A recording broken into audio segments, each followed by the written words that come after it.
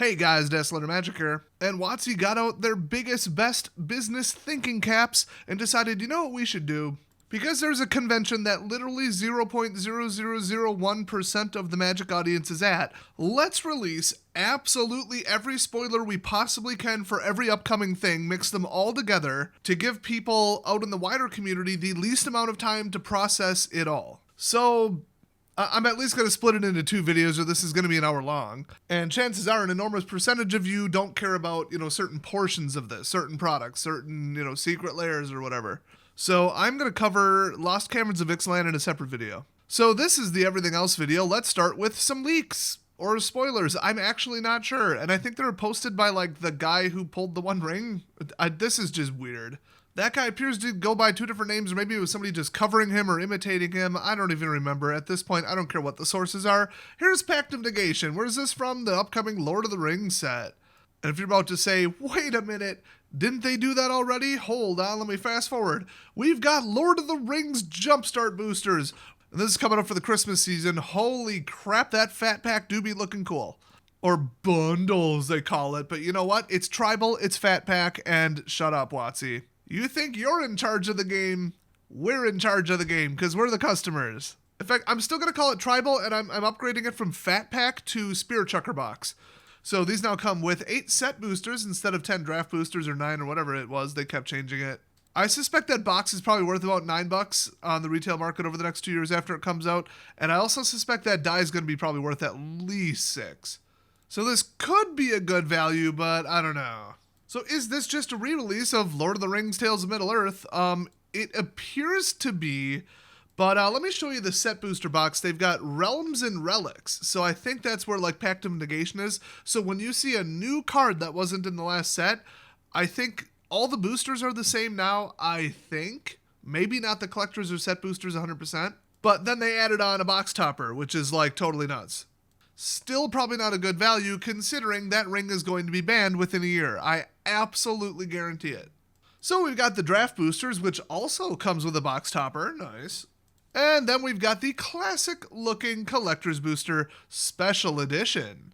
So these appear to be different. I think they made some changes and put some interesting contents in here. Now, I can't clarify any of this because WotC didn't post crap about it. It's not on their daily MTG. It's not under announcements. This is nowhere as far as I can tell. So they're coming out November 3rd, and we do have the Amazon listing. So let's read their cringe writing written by some purple-haired liberal. I can tell it's just bleeding out of the text. So about this item, keep it secret and keep it safe. If you bought this, I would keep it secret. I would not tell people publicly. Full of treasures any fan will find precious, much of what will lie within these special edition collector's boosters remains a secret for now. That's in the official listing. So instead of just leaking it via a listing, they decided to modify the listing and they're going to change the description later. I found that to be very interesting. So they're now using it as a marketing tool instead of just a place for, foreign sellers to accidentally leak the box art a month earlier or whatever.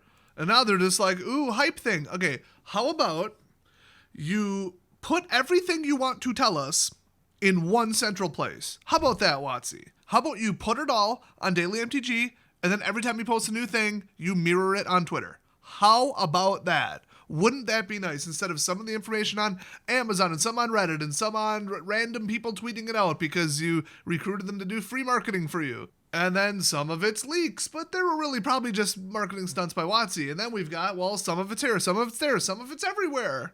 I run a freaking MTG YouTube channel, and I stop and give up after about 15 minutes of trying to track down anything about half this bullshit that just shows up on the internet. They need to clean this up. It's already product fatigue. They're already making the massive, disastrous mistake of leaking/spoiling all of this at some convention in a room with 100 people, and then get cell phone shots, and then a day later they release some of it but don't really explain it. This is just stupid. This is outrageously stupid from a marketing standpoint. It's confusing, it's tedious, it's fatiguing, and it's why people do not give one single crap about WotC and their products anymore. So, marketing rant over. Let's read the rest of this garbage. So, keep an eye on your favorite Magic news sources, plural, as more details are revealed. You know what? Just sub to my channel. I'll probably cover it. Introducing a new type of foil. Each of these special edition boosters will contain 5 to 6 cards with an all-new foil treatment. What do you think? Copied Pokemon and just put a bunch of like laser etched like confetti bullshit on it. It's literally the same as the other etched foils, except they're passing it off as new when really they just want them to not curl. Or option 3, new and improved foils that actually curl more. They got them to do a full 180 guaranteed out of the box. Just get rid of the old foils. They're trash and they're an embarrassment to the game. You can't even play with them. They're considered marked cards at tournaments because they're so curled. You can tell which cards they are in your damn deck. Multiple people have been suspended from tournaments because of that. What an embarrassment. So special booster fun. That's Mark Rosewater's stupid term. I assume they had like some cringy writer from a like children's kindergarten aged television show write that. You guys ready to have some booster fun? And everybody agrees online that that's what ruined the game. Was fragmentation and different versions and just confusing the crap out of people, making it impossible for sellers to list all this. Turns out, ironically, not that fun.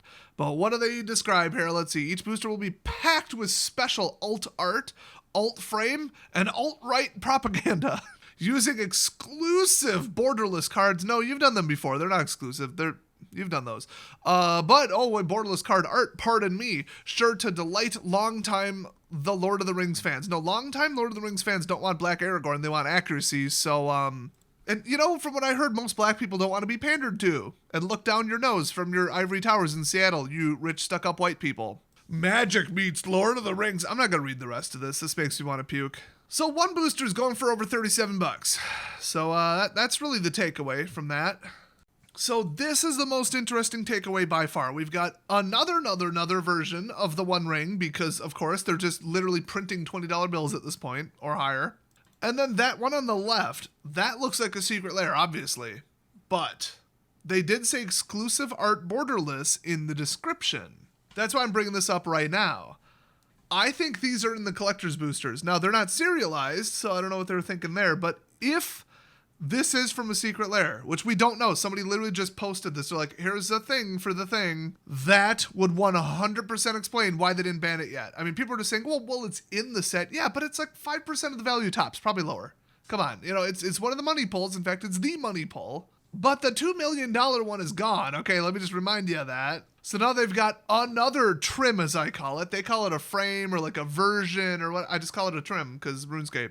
And then they've got that ridiculous, like, you know, this is like the 8th time they've done this with like secret lair stuff. Oh, it's an old creepy movie poster, like a 70s, like some mushroom enthusiast poster. Somewhere in between. Lord of the Rings people will find this a slap in the face, but they also would find the entire set a slap in the face. Because speaking of faces, Aragorn's in blackface. That's what it is. Because if you're not going to actually do one single tiny thing for black people, like for example, hire one of them at your company, WOTC, I guess the next best thing is representations. Guys, we're doing the representations. Give us internet updates. Sincerely, all of us millionaire socialists, which is kind of like an Amish electrician. So yeah, if they ban this, it would probably be worth 1/3. Because they'd have to ban it in so many formats, nobody would even buy it anymore. Because it's not being bought by Lord of the Rings collectible people and Lord of the Rings fans. It is 1,000,000% being bought by people who need to play that card because it's overpowered as balls. Now, just the boring, regular playable one is way cheaper than the special one, so I think it's being propped up by investors, and they're going full, like, tulip. There's some term for that. Was it the thing with the tulips and the money and all that? Where eventually they found out it's just people playing hot potato and don't want to get burned, and the price goes up every time. It's just middlemen, and there is no actual true demand for this. Uh-oh. I think that's what's really happening with all of the special trim, the One Ring cards. It just doesn't look like they're moving off the shelves, if you know what I mean. Like, they're all in stock at every vendor. I'm a little worried about that. And by worried, I mean I don't care because I have zero vested interest and zero money tied up in it. Hey, if you want that free feeling, I'd recommend you do the same. So, moving on.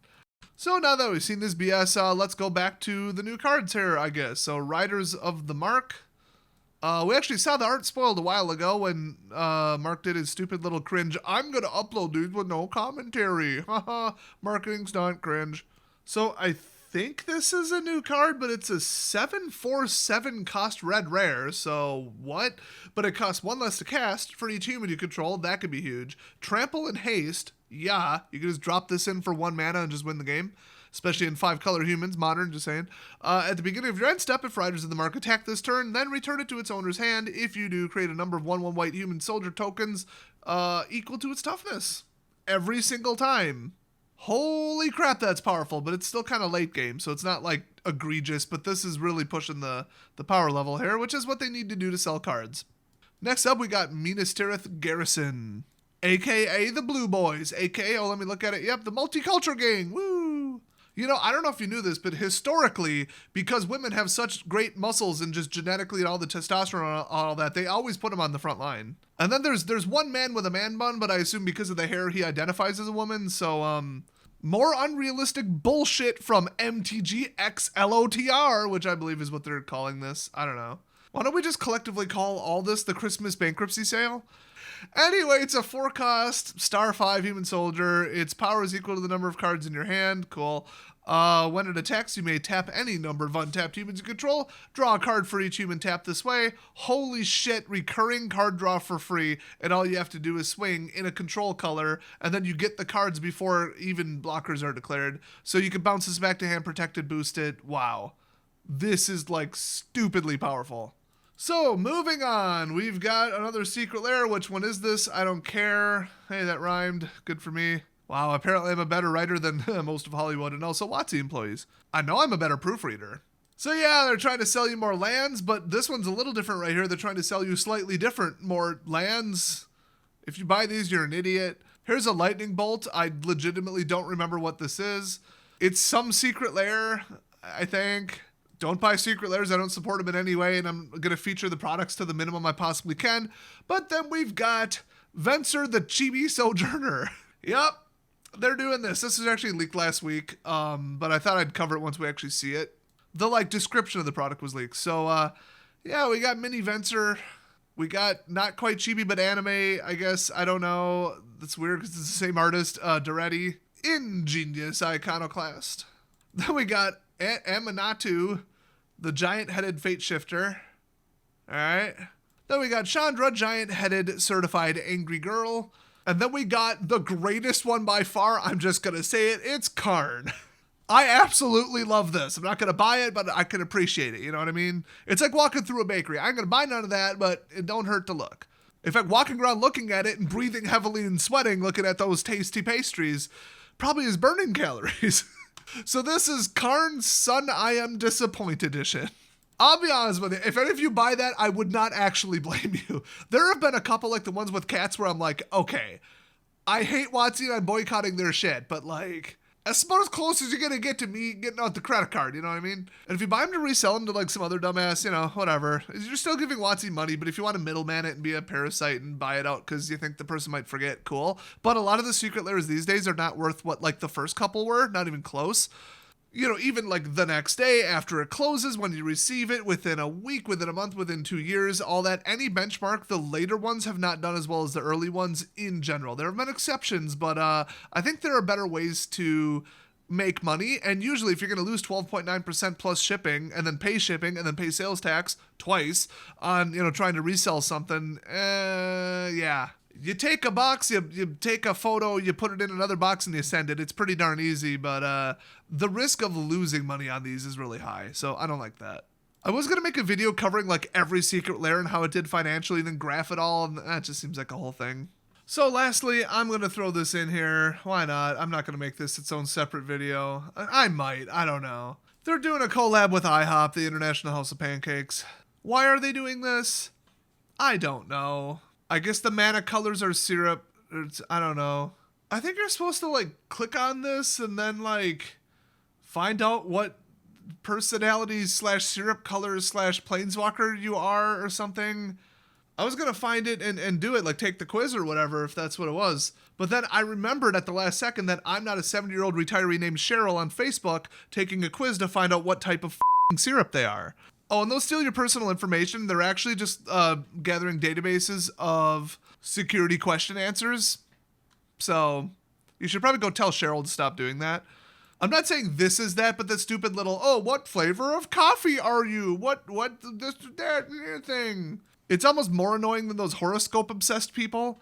I don't care what freaking sign you are. Tell me what flavor of Gatorade you're into, okay? That tells me more about you.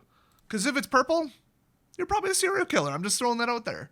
/ you're wrong. You wouldn't think there's a wrong answer in an opinion question, but there is, and it's purple. So anyway, I gotta go do something productive with my life. You guys go tell Cheryl to stop giving her data to the Chinese. And eventually, sometime probably today, I'm going to make the video covering the Ixalan leaks / spoilers / I don't even know what's the difference at this point. So thanks for watching, everybody, and I'll see you next time.